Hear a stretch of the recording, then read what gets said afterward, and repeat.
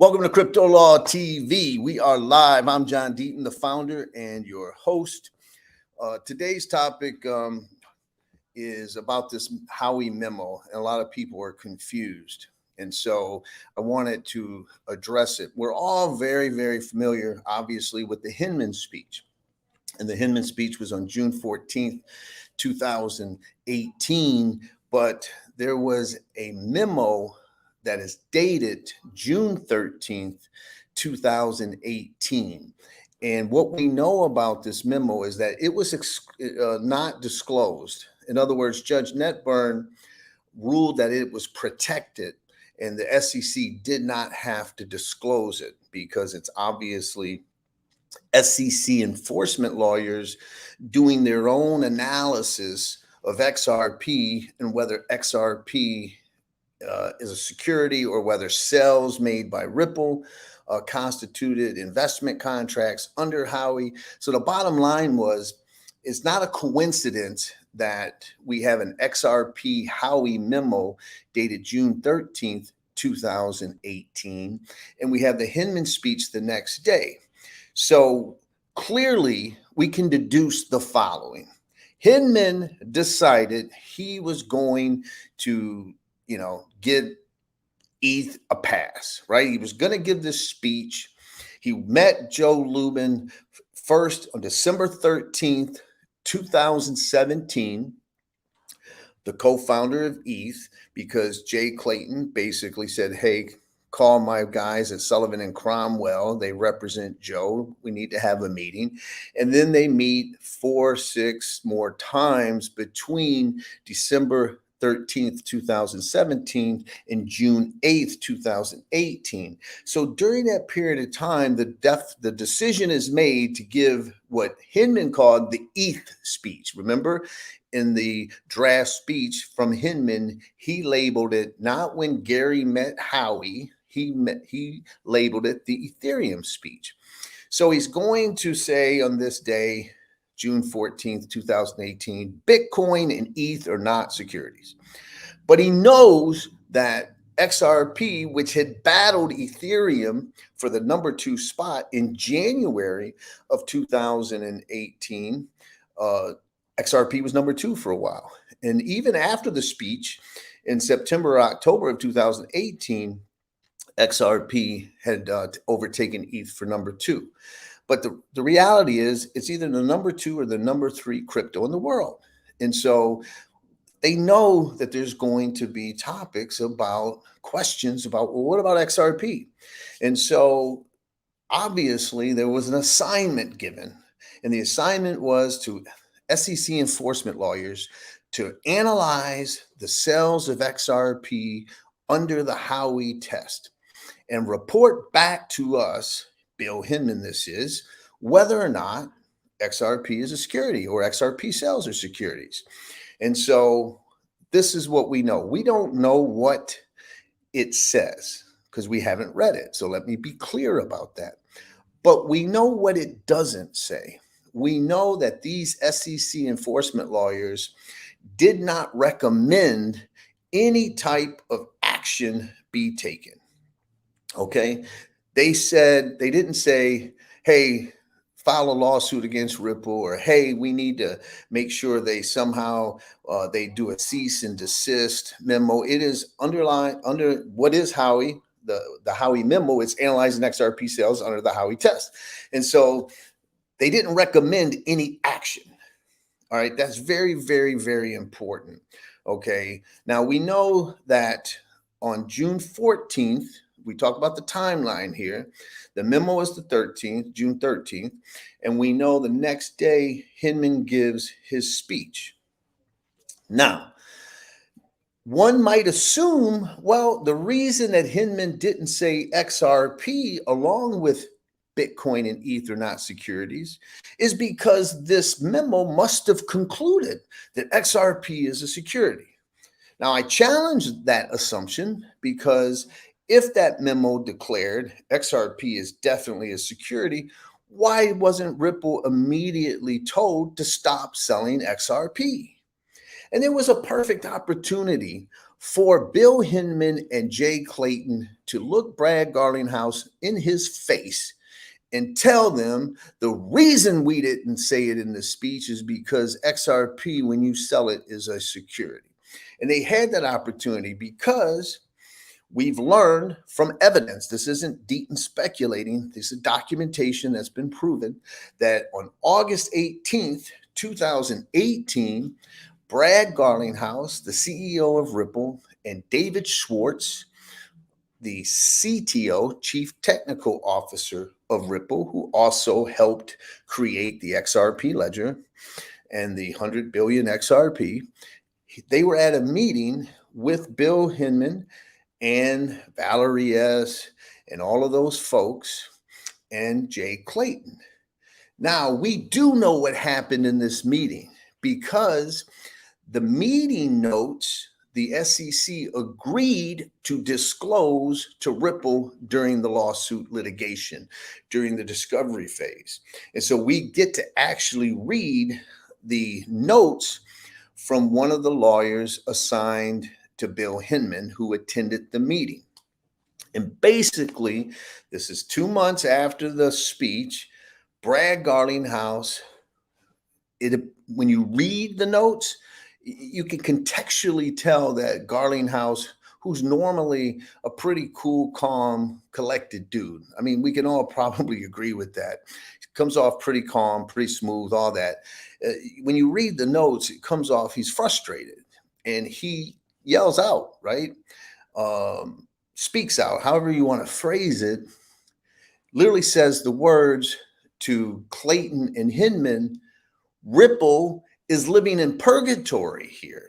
We want some clarity. You just gave Bitcoin, the number one crypto asset by market cap, and ETH, the number two crypto asset by market cap, a free pass, regulatory clarity. You declared them non-securities. Well, what about XRP? You know, we're trying to do our thing. We've been trying to meet with you, blah, blah, blah. So Bill Hinman and Jay Clayton had just got that memo, that XRP Howey Memo that was dated just a couple months before this meeting with Brad Garlinghouse. That is a perfect opportunity for them to answer the Ripple CEO and simply say, Brad, the reason Billy Boy didn't give XRP the same type of clarity is because our lawyers analyzed XRP sales and concluded that they're securities. We're not going to give you a free pass. And by the way, Brad and David Schwartz, stop selling that XRP because our lawyers concluded that they're illegal, unregistered securities. Stop breaking the law. That's not what happened, folks. None of that transpired. When Brad Garlinghouse, and I submit to you that normal human interaction, that would have been a response when the CEO frustratingly almost kind of leaping out of his chairs like, what the F, right? Brad's too classy to say it like that. That's why I'm not the CEO. We're living in purgatory, man. Like, well, stop selling unregistered securities and you wouldn't be in purgatory. That would be the response, right? But that's not what happened. What happened was Bill Clayton spoke up and said, well, you know what? Listen. We'll continue to talk about that, but we're going to, in the notes, say that Clayton moved the meeting forward to talk about the business model of Ripple and Ripple's business plan and all the things that Ripple were planning to do. So now, what else has transpired? We know that the SEC did not seek a preliminary injunction the way they did against Telegram. So when we look at this XRP Howey Memo, and I submit to everybody, I admit there is what you call, some are going to say Deaton's just speculating. I'm deducing is what I say I'm doing, right? Because what I can say very, very confidently is that the memo did not conclude that XRP was definitely a security or that it was being sold as a security. Because if they clearly said we find XRP sales are clearly meet the Howey test, there's no question it meets the Howey test, they would not let the company continue to sell billions of XRP. It's just a flat out reality. And they didn't. So it doesn't mean that the Howey Memo says that XRP is not a security or sales could never be securities, but it's safe to say at best it was inconclusive. Now, that's a significant point that I'll make in a minute. But back to that meeting. So none of that is said. They just want to learn the business model. They want to know more about what Ripple's planning to do with their business. Okay, and so they don't do that. Now, Ripple continued to sell XRP to the public on exchanges. They continued. Its former founder, Jed McCaleb, during the pendency of the lawsuit, sold $2.6 billion worth of XRP. So you got all of these sales of XRP. We also know that after that Howey Memo, here's another impact. After the Howey Memo dated, XRP Howey Memo dated June 13th, 2018, that as of that date, there was no outlaw to not own XRP if you were an SEC person. So you're an SEC enforcement lawyer or SEC staff member, you could still own XRP in September 2018, October 2018, November 2018, January 2019. So clearly, if the memo established that XRP is this illegal, unregistered security, there would be some type of prohibition, if you will. It would go on some kind of list. And we know that it didn't go on that list until around April 2019. Okay, now there's going to be people say, well, the SEC learned more. All right. And I would come back to them and say, listen, Chris Larson had a meeting with the SEC in 2013. The FinCEN settlement was 2015. Ripple had provided FinCEN, which was in a sharing agreement with the SEC, an auditor approved by the SEC to show all XRP sales, all of them, every 6 months for years. The SEC and the United States government was more familiar with XRP and XRP sales than any crypto asset in the world. That's a fact. Take it to the bank. That's not speculation. Okay. That is a fact. There was no other crypto asset that I'm aware of that was being reported to the US government sales every 6 months by an auditor approved by the United States government's Department of Justice. That's a fact. So when people say, oh, the SEC needed to learn so much more about Ripple, bullshit. Okay, your bullshit meter should be going off. All right. They wanted to learn more for other reasons, and we all know that.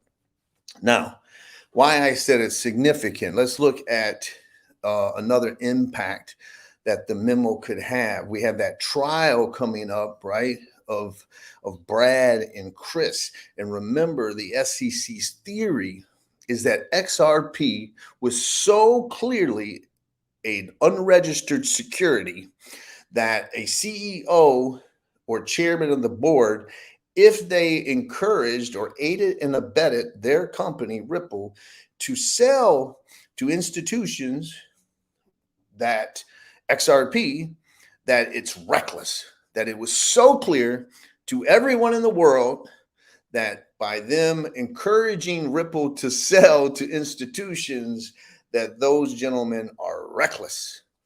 If it was so clear, how come the Howey Memo isn't an exhibit? How come the XRP Howey Memo wasn't cited? How come Jay Clayton and Bill Hinman didn't say XRP is clearly a security, Brad? That's why you're in purgatory. You put yourself there, Brad, by selling an unregistered security. They didn't say any of that. All right. Because at best, the XRP Howey Memo said it's inconclusive, or we're unsure if Ripple gave away XRP. There's really not an investment there. Wait a minute, you got all these people using the ledger. That's not a security because they're using the ledger to move value. So that's non-investment purpose.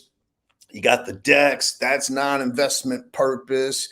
ODL cells, they only own it for a few seconds as a bridge currency. That's not an investment. That doesn't meet the Howey test. There's so many ways to show that not only is XRP not an unregistered security, it's more reckless to say it is than to say it isn't. Okay, one could make that argument. So that's why I'm confident when I cite this XRP Howey Memo as being something that's an important fact that is lost on a lot of people.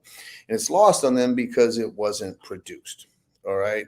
And so they're going to say, Deaton, you're just speculating. But let's use some common sense. Okay.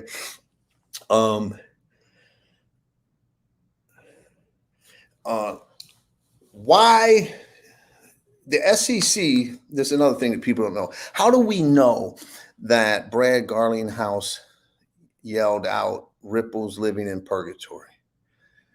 We don't know that because Brad said it. We know that because I believe it was Seaman, or one of those guys, Michael Seaman, who worked at the SEC for Bill Hinman, special counsel to the director of corporation finance. It was his notes that were disclosed. The SEC could have kept that protected. Remember, there was a meeting that Brad Garlinghouse had with Elad Roisman in September of 2019. And according to Brad Garlinghouse, he testified in a deposition that Elad Roisman was apologetic at the beginning of the meeting. I'm sorry you're even here, or words to that effect. The SEC wouldn't release those notes. They invoked deliberative process privilege, and they invoked attorney-client privilege. They invoked work product, right? When I write notes for my cases, that's my mental thoughts. You know, my opponent doesn't get to read my notes. My notes could be like, oh shit, this is a weak part of the case, or I have to do this, or I have to do that. That's protected under the law. So this lawyer working for Elad Roisman, he's writing notes as to what his client Elad says and what Brad's saying. Well, the judge said that's protected, and it's protected because Brad was there. She's not going to pierce the deliberative process attorney-client work product privilege because Brad has an alternative way of showing the jury that evidence. He can testify to what happened. So she wasn't going to pierce the privilege. Privilege is very, very protected. So the SEC, the point I'm getting at is that the SEC could have kept the meeting with Jay Clayton and Bill Hinman, but they didn't. They believed, erroneously as always, that it provided them something valuable. So they released it, but they wouldn't release the Roisman ones, and they wouldn't release the XRP memo.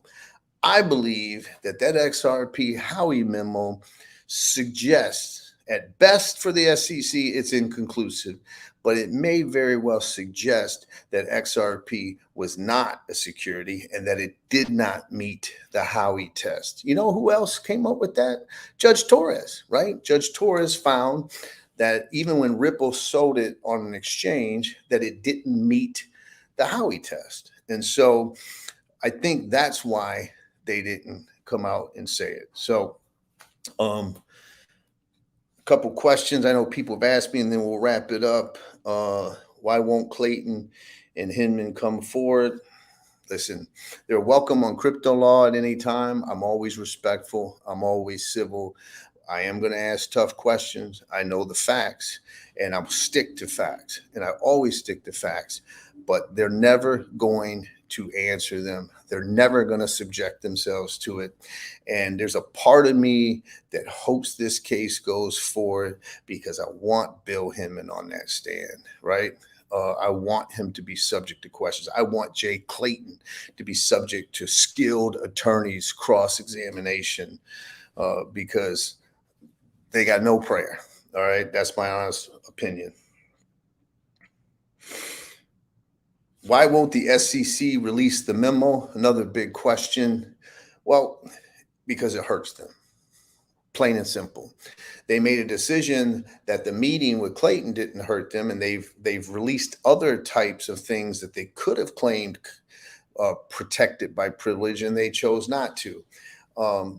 Clearly, they could make themselves, if the XRP memo comes out and it says that XRP was clearly a security, then why not release it? Why not show, hey, we didn't attack Ripple? We tried to negotiate a settlement. They knew it was a security and we didn't, right? It would come, if I was Jay Clayton, having been attacked by so many people, including Deaton, about walking out the door at the 11th hour on your way out the door of the SEC. You dropped the most significant SEC enforcement action in modern history.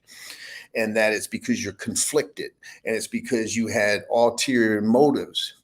To counter that, you could say, look, we had a memo done. It was clearly a security. We tried to work with them. And when they refused to settle, we had to file a lawsuit. They could spin it so many ways, but they won't do it because the truth isn't in their favor. That's the reason. All right.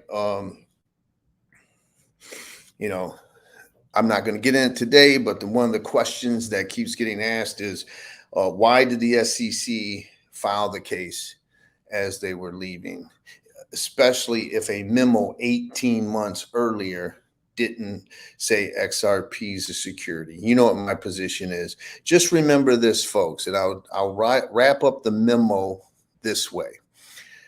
This memo on the XRP under Howie was written on June 13th, 2018. Not only do we have the meeting with Brad Garlinghouse and David Schwartz 2 months later in August 2018, we fast forward to January 2019, and Coinbase goes into the SEC and says, we have determined that XRP is not a security.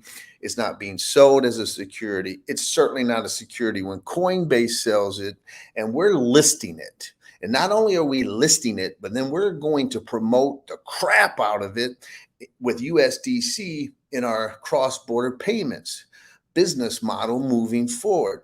But if you think otherwise, tell us now, and we won't list XRP because we want to go IPO. We don't want any trouble with USCC. And the SEC said nothing. Imagine having a memo that says XRP is clearly a security. It'd be in everybody's brain, and there'd be something communicating. We don't want Coinbase to sell to these retailers and take advantage of retail holders. We're not going to let Coinbase just go public. And we're not going to let Coinbase list XRP and sell to the public if it's clearly a security. Remember that happened. And then it goes 6 months later, and MoneyGram files a form with the SEC that says we will be using XRP in our cross-border payments, which means when Ripple gives us XRP and we use XRP and we have 10 million XRP and we use it for cross-border payments, we're going to sell it to the public. And if there was a memo that said XRP is definitely a security, you would think that the SEC would not allow you and me to buy unregistered securities, illegal securities. That's why I'm confident that the memo is not favorable to the SEC. And you know what? Jorge Tenrero and SEC enforcement director out there, you got a good way to prove Deaton's full of shit, is release the memo. If it says something different, I'll get up and say I was wrong. wouldn't be the first time in my life. Okay. So let's see if you got the, uh, the intestinal fortitude to release something to the public. God forbid the public learn something about what goes on behind doors, right? Okay, next week, I'm hoping we're going to have Caitlin Long on and her battle with the Fed and everything that's going on. As I said before, it's an incredibly important case. And if we can't get that to happen, then we're going to do a deep dive into this Coinbase motion to dismiss and whether or not the judge there will adopt the Torres doctrine and say that asset sales on exchange in a blind bid, ask a transaction, that as a matter of law, the Howey test doesn't apply because you don't know who the people are selling. You don't know who the people are buying. These are just assets. They're not securities, blah, blah, blah. All right. So see you next week. Have a great one.